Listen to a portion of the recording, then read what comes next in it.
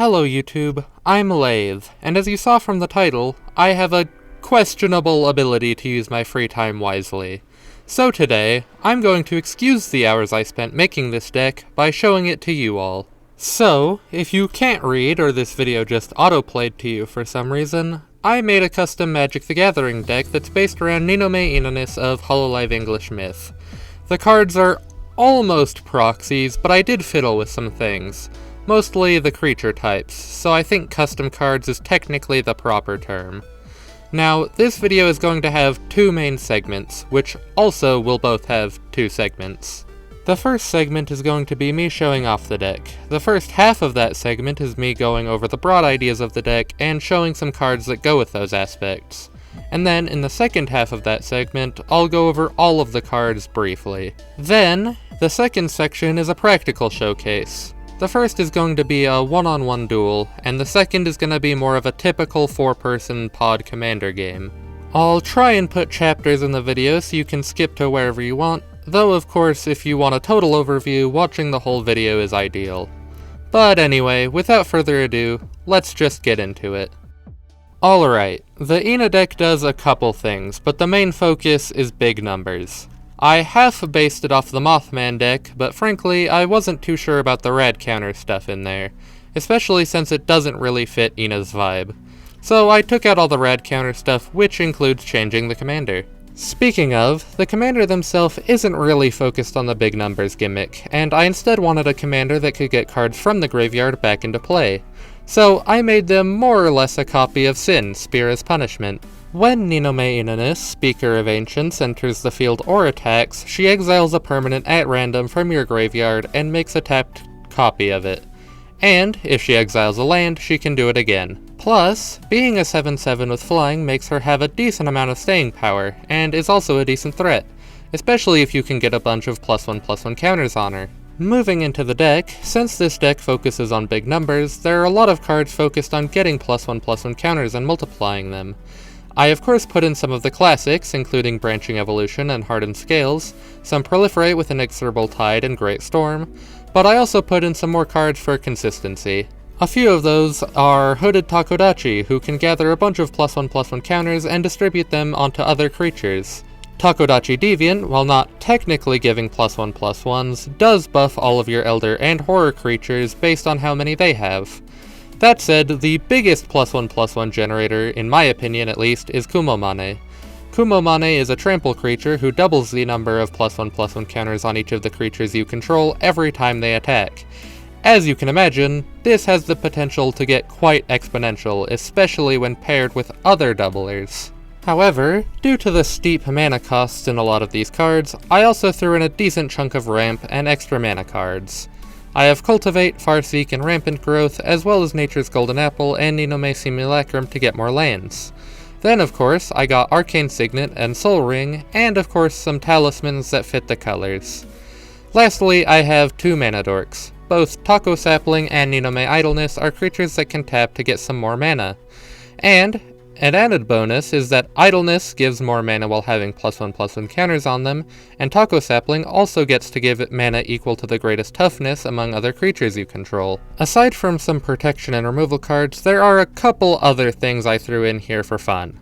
And yes, I am aware that the scatterbrained focus of this deck is probably not the most efficient, but it is what it is. Specifically, I got a few cards for stealing other players' cards because stealing your friend's stuff is objectively funny, and I also threw in some cards that make some token creatures, though frankly, Amelia Time Thief is my favorite, since they make copies of other creatures and help me have at least one of each myth member in this deck. That is the main, more broad overview done with, so if you want to look at each card, feel free to go through the rest of this section, as I will mention them one by one.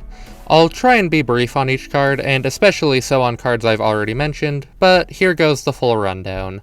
The commander, Ninomae Ina'nis, Speaker of Ancients, is not only a big attacker, but can also help pull cards from the graveyard back into play. Kind of, since technically she's just making token copies of them, but like, close enough, right? Branching Evolution, while in play, makes it so that every time a creature would get one or more +1/+1 counters, they get double that. In almost the exact same vein, there's Accursed Beast Takodachi, who does the same thing but is also a creature. Hardened Scales is similar, adding just one extra +1/+1 counter each time a creature you control gets some. Hooded Takodachi is one of the best creatures at getting some starting counters on your creatures. Whenever any player casts a spell, you can put a +1/+1 counter on it, and then on your upkeep, you can move any number of the counters on Hooded Takodachi onto other creatures, allowing for broad application. Phoenix Ash Takanashi starts with 5 +1/+1 counters and can give these counters to creatures entering the battlefield. However, they can't attack or block, so it's kinda all they can do. Shimmer of Gura is a pretty decent attacker and also adds a +1/+1 counters onto creatures. Specifically, if a creature you control deals combat damage to a player and doesn't have any +1/+1 counters on it, you can put a +1/+1 counter on it. And as an added bonus, if the creature already does have one or more +1/+1 counters on it, you can draw a card instead. If you needed more encouragement to hit your friends, we have Gigi Gauntlet. When a creature has it equipped, they have Trample and they get stronger when they hit a player. Specifically, the creature gains an amount of +1/+1 counters equal to the damage dealt. So, if you hit them for 4 damage, the creature gets an extra 4 +1/+1 counters. Takardachi bonds with another creature, and both it and the creature it bonds with get a feature that makes it so that whenever an opponent casts a spell, both creatures get a +1/+1 counter. And of course, there's Kumomane. She has Trample, enters with 4 +1/+1 counters, and every time they attack, you double the number of +1/+1 counters on each creature you control. Adding strength, but not counters, is Takodachi Deviant, who adds +X to all horror and elder creatures you control, where X is the number of +1/+1 counters on the Deviant, basically making their +1/+1 counters affect all other horrors and elders you control. Next up, we have a creature enchantment, Tome of the Ancient Ones. The enchanted creature gets +2/+2 for each other enchantment on the battlefield, meaning if you and or your opponents have a bunch of enchantments out, it can turn whatever creature it's on into a pretty big threat. Then, for some proliferate, we have Great Storm, which lets you proliferate once, and also, again, for every other spell cast before it on this turn. And, since it's an instant, it can be used after someone decides to have a 10-hour turn.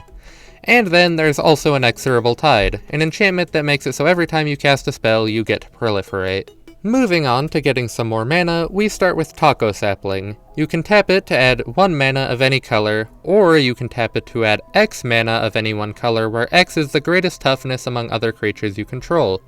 With the high power and buffing in this deck, this could lead to some big mana rewards. Then, Ninomae Idleness can also tap to add 1 mana, and as I mentioned in the broad overview, if they have +1/+1 counters on them, when they tap for mana, they get to add 3 mana instead. And, if you can't get a +1/+1 counter on them for some reason, you can spend 3 and 2 green to put 3 +1/+1 counters on them, as long as they didn't already have +1/+1 counters on them before. After that, we have the 3 talismans. They all function about the same way. They can all tap for 1 colorless mana, or be tapped for 1 of 2 mana colors at the cost of dealing 1 damage to you. Soul Ring taps for 2 colorless, and then Arcane Signet taps for 1 mana of any color in your commander's color identity, so effectively any color you would want. Rampant Growth, Farseek, and Cultivate all do about the same thing, just at different levels. Farseek allowing you to pull any basic land other than a forest and put it onto the battlefield tapped.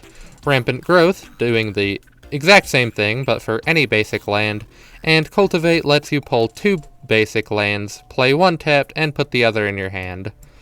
Nature's Golden Apple gives the creature it's equipped to +1/+1, but the main focus is that whenever the creature it's equipped to attacks, you get to search your library for a basic land and put it onto the field tapped. On a kinda similar note, the Ninomae Simulacrum lets you put a basic land onto the battlefield tapped when it enters, and if it dies, you get to draw a card. Moving into my set of funny stealing cards, we can start with Mass Manipulation. It costs 2 X and 4 blue to gain control of X target creatures or planeswalkers.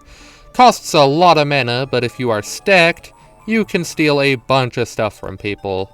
A more disrespectful form of stealing comes with Kumone Spiderness. And she also just helps your fellow creatures. Specifically, she gives other horror creatures you control menace, and also, whenever a horror creature you control deals combat damage to a player, the player mills cards equal to the damage taken. Then, the stealing part comes at your end step, where you can choose an artifact or creature in the opponent's graveyard that was put there this turn. You know, maybe from someone, oh, I don't know, punching them in the head, and you take that card and put it onto the battlefield under your control. We also have Kumomane the Retainer, a decent creature in their own right, a 3/5 flying death touch creature, but they also have an ability that allows them to let you take control of a target creature or planeswalker as long as you have control of the Retainer. Not as much stealing, but since it comes with a flying death touch creature, fair enough. More mana expensive, but more on the mass robbery side of the equation, is Mekodachi. It has two abilities that pair quite well. First, you can spend 1 and 2 blue to turn a target permanent into an artifact along with its other types. And its second ability immediately pays that off by allowing you to take control of a target artifact for 3 and 1 blue. So you can steal an artifact for 4, or any other permanent for a total of 7 between the two ability uses. The last theft card that also leads into the next section is the only planeswalker in the deck, Ninomae Ina'nis, Vessel of Ao. The theft section is its third ability that takes 10 loyalty counters. For those 10 loyalty counters, you get to gain control of all commanders from command zones. So getting this out on the field pretty much allows you to steal everyone's commander, which I may add is perfect to mess with people with Eminence commanders like Edgar Markov, who never really play their commander. The other abilities in this card both add loyalty counters. The first is a +2 ability that just makes a pair of 0/1 black Takodachi creature tokens, and lastly a +1 ability that allows you to sacrifice a creature or planeswalker, and if you do, you can draw 2 cards, or 3 if the sacrificed creature was a commander. A few cards in the deck also generate some creature tokens, which is what I meant by the planeswalker also kinda going in this section. The first card I bring up in this section though is Takodachi Liege. Takodachi Liege also fits with buffing as it gives black creatures +1/+1 and green creatures +1/+1, but it also allows you to put a 1/1 black and green Takodachi horror creature token onto the battlefield at the top of your upkeep. Another card that makes tokens that I frankly added just because I think they're humorous is Budding Takodachi. It has Evolve, so it gets a +1/+1 whenever a creature stronger than it enters the field under your control. But also, when it evolves, it makes a token that's a copy of itself. So basically, generate silly guys. Also generating silly guys is Tentacle Swarm. It makes it so that whenever you cast a non-creature spell, you create an XX blue tentacle creature token with flying, where X is the spell's mana value. It also has cycling, but like, Last, and as previously mentioned, my favorite token maker is Amelia, Time Thief. Amelia is a 4/4 creature that allows you to spend 1 and 1 green whenever another non-token creature enters to make a token copy of it. It even theoretically allows you to do that for other people, but I probably won't do that. I prefer stealing. Now, we get into me being unable to be consistent, and just adding some stuff that seems nice. Because I made this right before finding guides on how to make decks that actually make sense. That said, that is not a promise that if I make more of these, that those decks will make any more sense. But anyway, Mori, Apprentice Reaper, is a good punch-a-dude-in-the-head card. She is a 6/6 with Menace and Trample, and when she enters or becomes monstrous, you can destroy a target permanent. And by spending 5, 1 black and 1 green, you can make her monstrous, which adds 4 +1/+1 counters, and as before mentioned, smack another not-so-permanent-anymore card. Continuing with good punch people in the head cards, we have Flare, Strongest Takodachi. She's a 6/6, but when you play them, she also lets you discard creatures, and if you do, long text box short, she gets a counter that gives her keywords from that creature, and she also lets you draw a card for each counter they enter with. Next is Machodachi, Big Man. Has trample and also gets indestructible as long as he attacks this turn, and also whenever they enter or attack, you proliferate twice. Aspect of Ao-chan is only a 4/4, but she has Intimidate and gives all your creatures Intimidate. As a final good punch in the head, whenever any creature including Ao that you control leaves the battlefield, each opponent loses 1 life. Another good punch in the head card that also works with some of the other themes in this deck is Takodachi Goliath. They're a 6/6 with Vigilance, Reach, and Trample, and additionally, whenever they attack or block, they can choose one of the 3 following options. They can create a 3/3 green horror creature token, give you 3 life, or let you draw a card. Another taco with a silly name that hits good is Ta-Cube-dachi. It is slightly expensive, but costs 1 less to cast for each counter among players and permanents. And considering what this deck does, that means it's probably coming in for 2 green. It's an 8/8 creature with trample, but does enter the battlefield tapped. Moving into a bit of removal and or just saying nah, we start with Putrefy. Destroy target artifact or creature at instant speed, and it can't be regenerated. Almost the exact same thing as Atomize, which allows you to destroy a target non-land permanent and then proliferate, also at instant speed. After that, we have a Saga enchantment called Binding the Old Gods. First turn it's played, it lets you destroy a target non-land permanent an opponent controls. The turn after that, it allows you to grab a forest out of your library and play it tapped. And the final turn is the third, and it gives creatures you control Death Touch until end of turn. That third one could be really good, especially if you get a lot of creatures down before it triggers. Next is the only split card in the deck, Find Finality. The Find half allows you to return 2 target creature cards from your graveyard to your hand, and the Finality half lets you put 2 +1/+1 counters on a creature you control. And then immediately give every creature -4/-4 until end of turn. The next 3 cards I think fit quite well together, though I am aware the chances of getting them in a typical Commander game is not the highest, especially since I don't really have any tutors in this deck. First is the Ghost Takodachi, a 1/1 creature who gives you 1 life every time another creature enters the battlefield. Second is Ad Nauseam. This lets you reveal the top card of your library and put that card into your hand.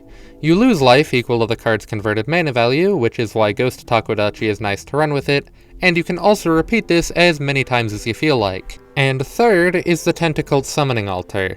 This card lets you look at the top card of your library whenever you want to, and it also allows you to play the top card of your library. However, when casting a spell this way, you pay life equal to its converted mana cost instead of spending mana. And, as a final ability, you can tap it to sacrifice 10 non-land permanents, causing each of your opponents to lose 10 life. Moving on from that semi-combo thingy, we have Shimmering Wings. Spend 1 blue to give a creature flying, and if you spend 1 again, you can move it back to its owner's hand. Just kinda nice. After that, we have Freed from the Real, a card that I added because I was thinking about combat, and only realized after I was committed to the deck, that it can also be used for an infinite mana loop with either of the mana dorks. See, it lets you spend 1 blue to tap or untap the enchanted creature. In and of itself, pretty chill. But yeah, if you can staple that to a creature that can give you more than 1 mana when it taps, yeah, that's an infinite mana loop. Next is an equipment called Tentacled Guidebook that gives the creature Haste and Shroud, which could be pretty chill. The next card is Harmonize. It lets you draw 3 cards. Then we have Taco Blimp. It makes it so that when a Takodachi or Elder you control dies, if its power was higher than its base, probably from +1/+1 counters, you draw a card. It also has an ability that for 2 mana and a sacrificed creature you control, you can put a +1/+1 counter on another creature you control, and it gains flying until end of turn. Another form of possible life gain is Sapling Dachi. It is a 0/0 creature with Vigilance that enters with 2 +1/+1 counters on it. At the beginning of your upkeep, you double the amount of +1/+1 counters on it if its power is 16 or less. However, if it has over 16 counters, you remove all but 1 +1/+1 counter on it, and gain 1 life for each +1/+1 counter removed. A silly guy who benefits from literally just drawing cards is Takodachi Skulker.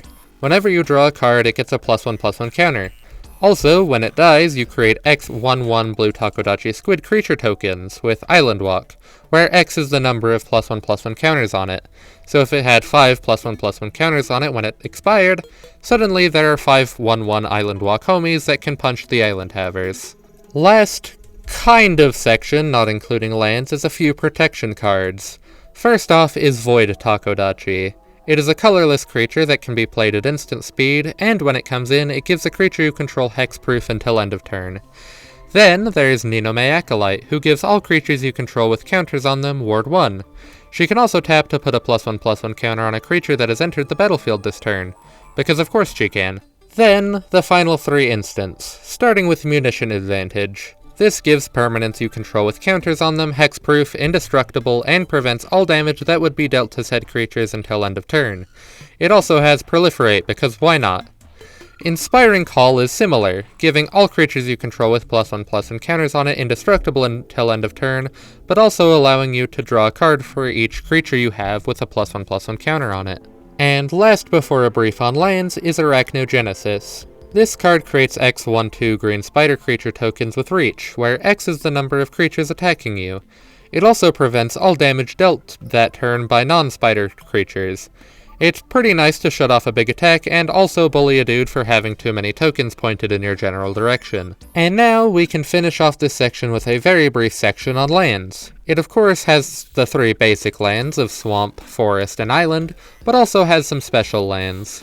Temple of the False God is good. 2 colorless mana when tapped as long as you have 5 or more lands. Then there are the 2 color lands, Drowned Catacomb for blue or black, Woodland Cemetery for black or green, Hinterland Harbor for green or blue, and while it's a little different as it can tap for colorless too, there's also Tainted Isle for blue or black. Then there's Command Tower, which is just a green, blue, or black land in this deck as it can tap for 1 mana of any color in the commander's color identity. And last 2 are actually special. Haunted Fengraf can be tapped for 1, but you can also spend 3 and tap it to sacrifice it and return a creature card at random from your graveyard to your hand. And last but not least, Mortuary Mire, which enters tapped, and when it enters you can put a target creature from your graveyard on top of your library. And after that first turn, it's pretty much just a swamp, as it can be tapped for a black. Overall, it comes in at 40 lands, 26 creatures, 9 artifacts, 8 enchantments, 7 instants, 6 sorceries, 2 artifact creatures, 1 planeswalker, and of course 1 commander for the whole 100 card deck. And with that all out of the way, we can finally move on to the playtests. And so, moving into the playtests, I need someone to throw hands with. So of course, I grabbed the goober who helped me make the deck, who I have not mentioned yet.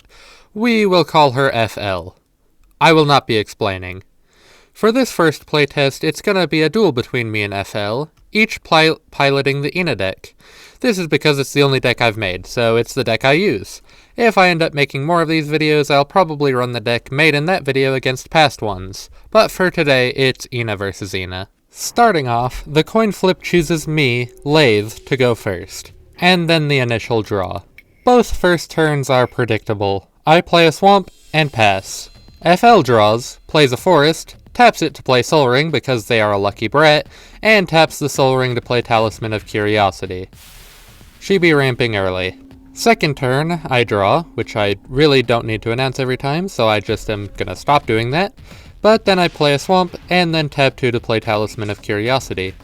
FL plays a swamp of her own, and then taps 1 green and Sol Ring to play Cultivate to add a tapped forest to her field and put another forest in her hand. Turn 3, I play an island and then finally get to work catching up on ramping, tapping 1 green and 3 to play a good old taco sapling before passing. FL, not wanting me to catch up clearly, plays a forest and taps 4 to play Ninomae Simulacrum, allowing her to play a forest tapped. Because of course. She also taps a blue and 2 to play Takodachi Deviant. Turn 4 is when we really get started. I tap 1 green, 1 blue, and 1 to play Phoenix Ash Takanashi, and then, since Takanashi is technically a 5/5, I tap Taco Sapling for 5 blue mana to play Inexorable Tide. FL, choosing Violence, plays an island and then taps 1 green and 1 to play GG Gauntlet, and then taps 2 to put it on their Taco Deviant. Seeing I'm open, FL has said Deviant deck me in the head, because, yeah. It only does 2 damage this time, but since they have the GG Gauntlet, they also get 2 +1/+1 counters from that. Oh joy. On turn 5, I decide I need to make sure this goof doesn't get too far ahead of me, so by playing Void Takodachi, I give Taco Sapling Hexproof, which doesn't really do anything, but don't worry about that. On top of the Hexproof though, I can give the Void Taco a +1/+1 counter from Phoenix Ash, and then Inexorable Tide triggers, which allows me to give Takanashi her counter back and give Void Taco a spare. Then, I also tap 1 black and the Taco Sapling for 6 blue to play Kumamane the Retainer. The Retainer steals FL's Takodachi Deviant, and Takanashi passes her a +1/+1 counter. Inexorable Tide also triggers once again and gives Takanashi her counter back, gives the Retainer an extra, and Void Taco and my new Taco Deviant can get a spare too. FL, sensing danger for some reason, taps 2 to swap GG Gauntlet to Ninomae Simulacrum. and then taps 2 green, a blue, a black, and 1 to play Flare, strongest Takodachi, before realizing she should have done that in the other direction so Flare could have the gauntlets. Oh, and no creatures in her hand to discard, so unfortunate for her. Turn 6 is Violence time. First, I tap a green +1 to play Farseek to play an island tapped, and also proliferate my +1/+1 counters again because Inexorable Tide is what it is. Following up, I tap 1 black, 1 blue, and 8 green because, you know, Taco Sapling Fellow, to play my commander Ninomae Ina'nis, Speaker of Ancients. Their ability doesn't trigger because my graveyard is a bit bare of permanents, so I just get another trigger of Inexorable Tide. Then, it's Slapdown time. Punishment for her sins and all that. What do you mean she's only hit me for 2? I attack her with the Retainer, and Void Takodachi. FL blocks Void Taco with her Simulacrum, sacrificing it for protection and also getting to draw. However, the Retainer does smack her for 12 damage. FL, who is in absolutely no danger, I swear, taps a green and 1 to play Rampant Growth to play a tapped Swamp. Then, plays Mortuary Mire tapped to place Ninomae Simulacrum from their graveyard onto the top of their library. And lastly, fixes her mistake by tapping her Soul Ring to place the GG Gauntlets on Flare. However, for the sake of having a blocker and maybe a chance at life, they don't swing with Flare. I, of course, sensing weakness, decide it's time to fold her like laundry. I tap my boy Taco Sapling, not like that, shut up, for 9 blue mana, spending 6 of that to play Tentacle Swarm and proliferate with Inexorable Tide. Then, I tap 1 green and use 2 of the remaining 3 blue to play Munition Advantage, and yeah, another proliferate. But also, Tentacle Swarm makes a 3/3 Tentacle token. Then, I also tap 1 blue, 2, and use the remaining 1 blue from Taco Sapling to play Great Storm, which is copied twice for the 2 spells before it, and so proliferate 3 times from that. Inexorable Tide proliferate sold separately. And then also a 4/4 Tentacle Creature token from Tentacle Swarm. And so, it's time to throw down. I am not about to let FL get away with her terrible crime of giving me a paper cut, and so I have Commander Ina, Taco Deviant, and the Retainer swing at my foe. FL blocks the Void Taco with Flare. Flare does not live this, and then takes the, let's see here, 44 remaining damage. 7 from my commander, 13 from her very own Deviant, and of course a chill 24 from the Retainer. Deviant did her dirty here. Yeah, the Takodachi Deviant basically sharing its +1/+1 counters made that damage as big as it was. Also, I did realize at this point that Taco Sapling should have been giving a bit more mana every time, since I'm pretty sure I forgot to include the Taco Deviant buff every time. However, it didn't really matter. But yeah, there goes FL, scrambled with a remaining -16 life. This is the second time we did this duel, but our dumbasses accidentally mixed up Intimidate and Menace the first time, and forgot there was such thing as the Legend rule. Shame, since I won that one too, even after she found that infinite mana bug I mentioned earlier. Also yeah, thanks to FL for finding that, because we did not notice while making it. 'Cause we stupid. Now, as fun as it was dunking on FL in the duel twice in a row, most of us Commander players don't be dueling. At least, I usually don't. And so, kidnapping the 2 weirdos, TA and VK, also yes, we do all have the funny 2-letter acronym names, yes, including me. What do they mean? Well anyway, now we have our pot of 4, and of course, we are all playing Ina, so you know, Ina moment.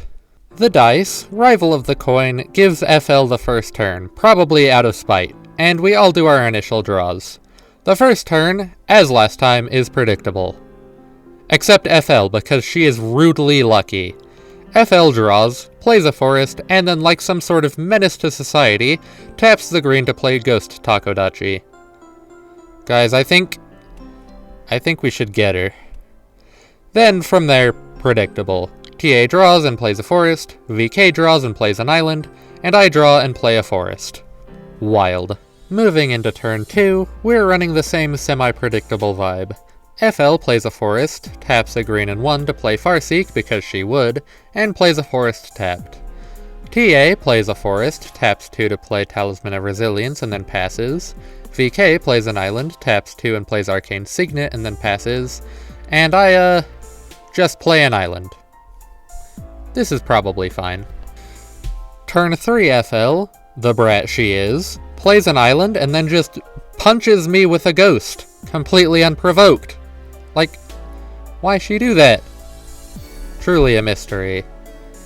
TA, on her turn, plays an island and then taps a green, a blue, and 1 to play Phoenix Ash Takanashi, giving FL a life, because, you know, Ghost Taco.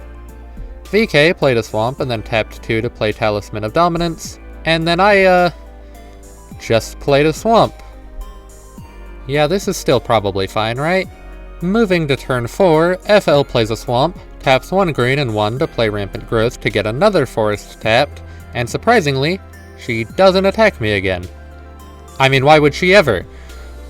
TA, on her turn, plays Drowned Catacombs, just like me for real. VK just plays a swamp, just like me for real. And I play a swamp, just like me for real. Because I'm me. Anyway, turn 5 is a bit more interesting, and FL plays a swamp, tapped 1 blue, 1 black, and 3 to play Kumone Spiderness. Uh-oh. She also gains a life because Ghost Fella. And of course, like the brat she is, part 2, she punches me in the head with a ghost. I lose a life and mill 1. Absolute rat. And of course, she also steals that milled Talisman of Resilience. Darn you, Spider-Woman. TA, also getting ready to throw down, plays an island and then taps 2 green and 3 to play Takodachi Goliath, who catches a +1/+1 from Takanashi on the way in. FL also gains a life again. I'm gonna stop bringing that up, just like drawing.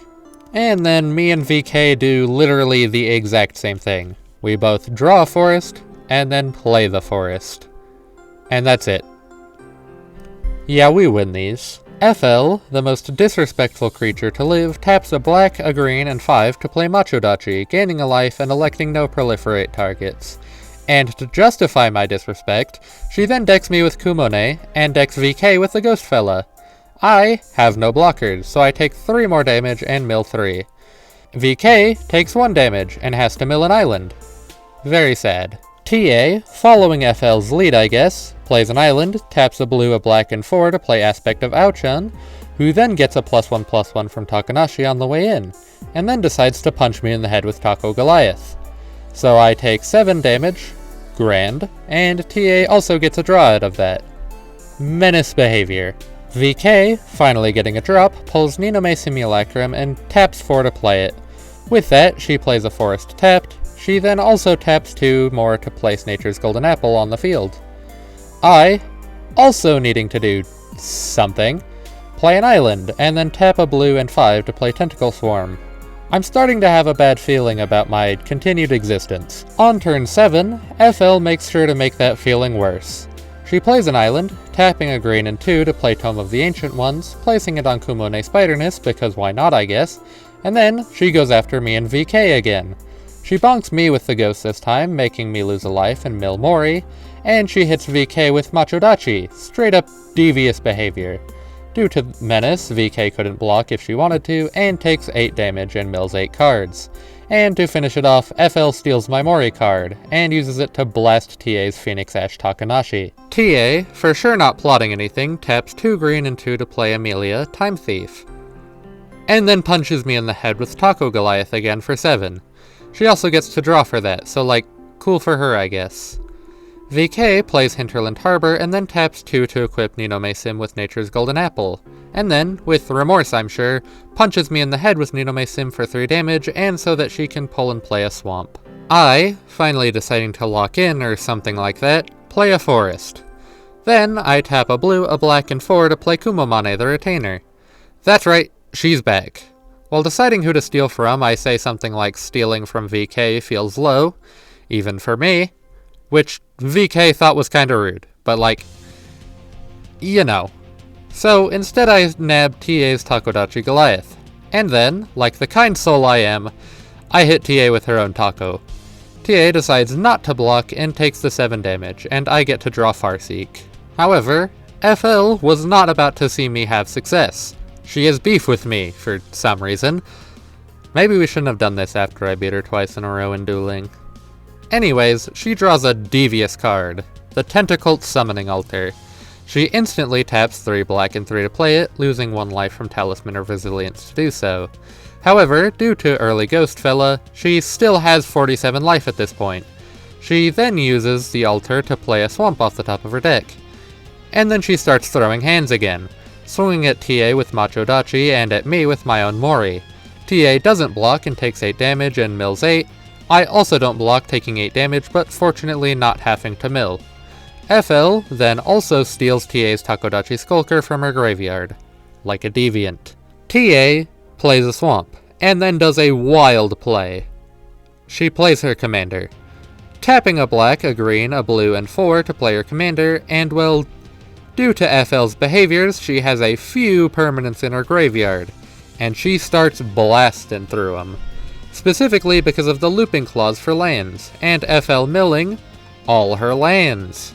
And so, TA exiles a forest, a swamp, woodland cemetery, another forest, and then Phoenix Ash Takanashi, ending the looping. And of course, all those exiled cards get a copy in the field. Now that was a ramp. VK plays a forest and decides that idea TA had was pretty good. And does it too.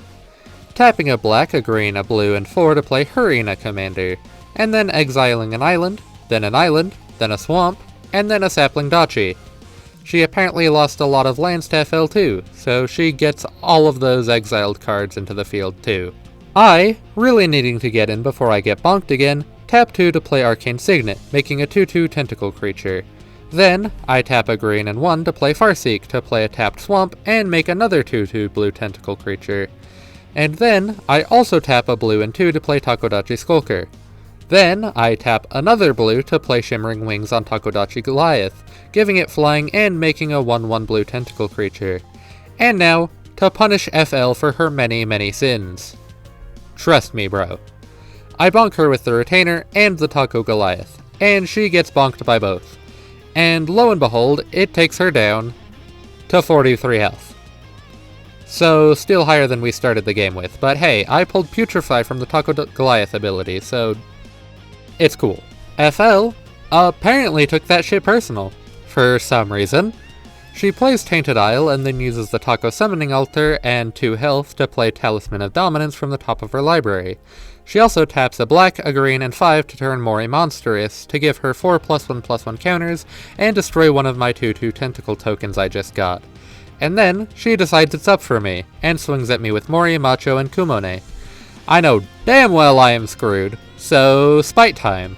I block just her Spiderness, with both tentacle tokens, my Skulker, and TA's Goliath. Spiderness, who is currently a 7/10 due to OW, distributes all 7 damage into the Goliath. So it dies, and goes to TA's graveyard. However, Spiderness also takes 10 damage, also dying. I then take the remaining 18 damage and die of death. My Talisman of Resilience and Mori that FL stole also leave with me. FL also gets to proliferate twice due to Macho Dachi behaviors, adding 2+1/+1s to her Skulker. TA, also ready to start throwing down for real, plays an island. She taps a green and 2 to play Branching Evolution, and then taps 2 green and 3 to play Kumomane. And since she just played Branching Evolution first, Kumomane enters with 8 +1/+1 counters instead of 4. And on top of that, Takanashi passes her a +1/+1.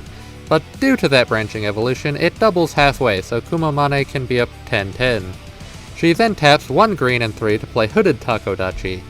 TA, knowing what's up, throws down with FL, attacking FL with Commander Ina and Amelia Watson.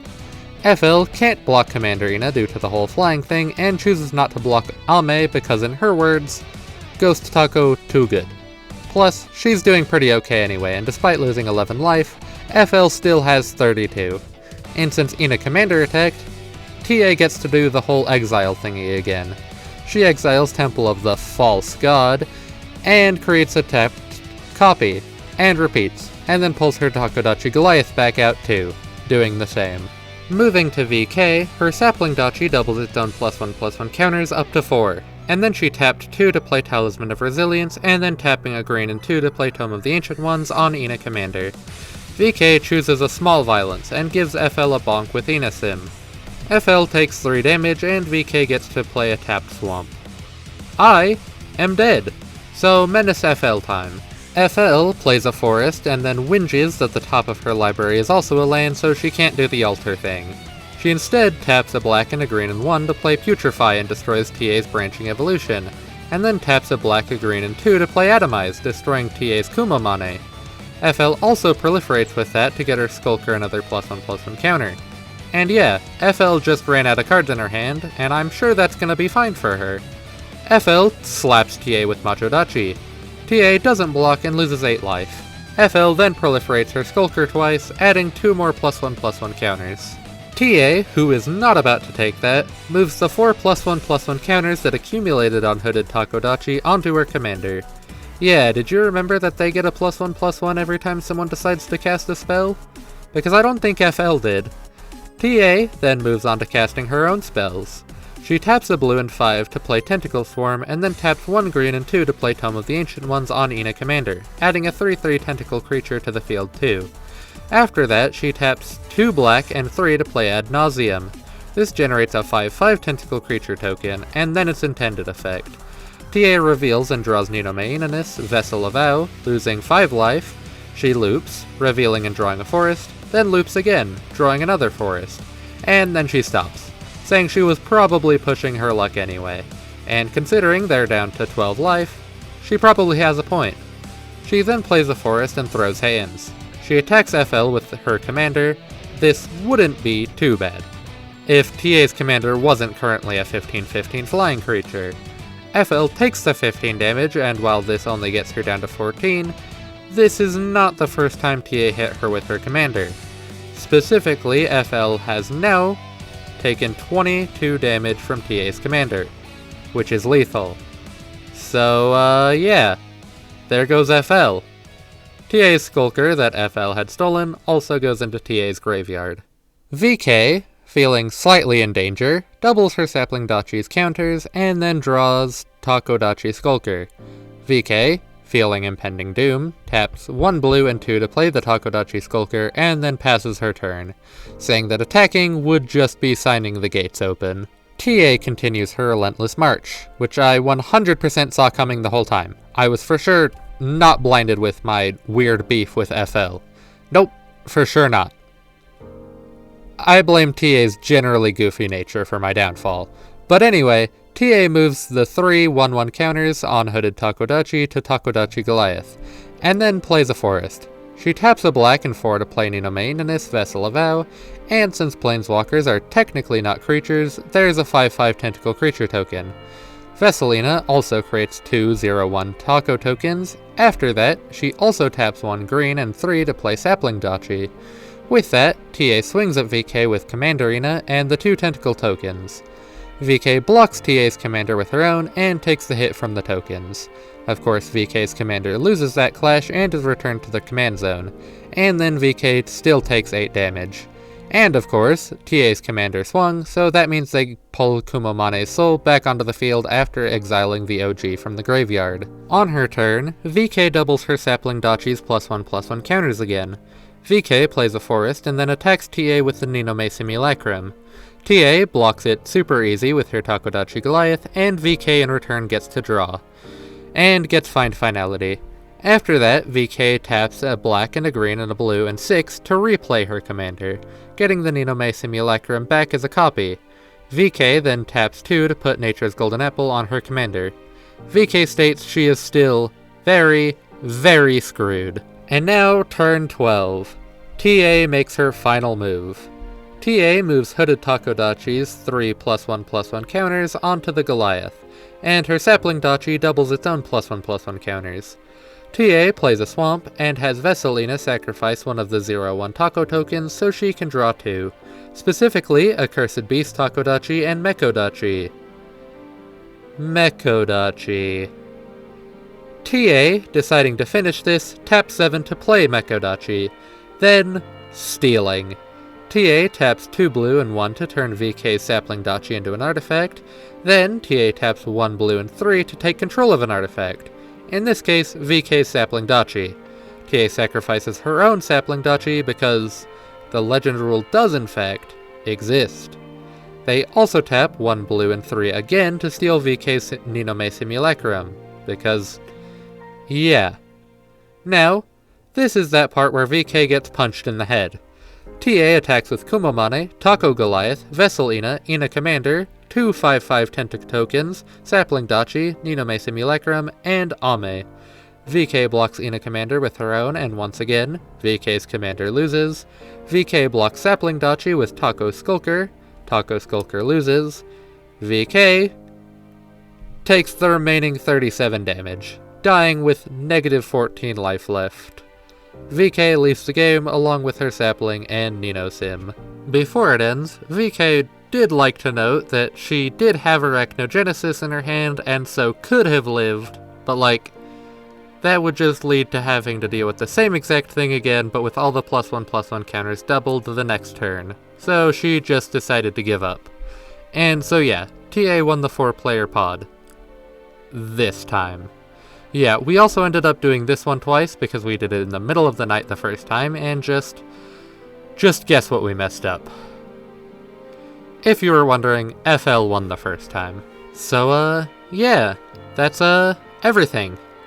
If you watched to here, thanks, I guess. I know it's the most YouTube shit ever to say, but if you want to see more, interact somehow. Because frankly, I just made this for fun, and there's no guarantee I'll make another. But if some folks decide to subscribe and like this and show some support, I might be convinced to make another. That said, FL told me that the Ino deck was too moral and not mean enough. So I might just make another anyway, so I suppose it's whatever. And I guess if I feel like it, I'll see you another time. But for now, farewell.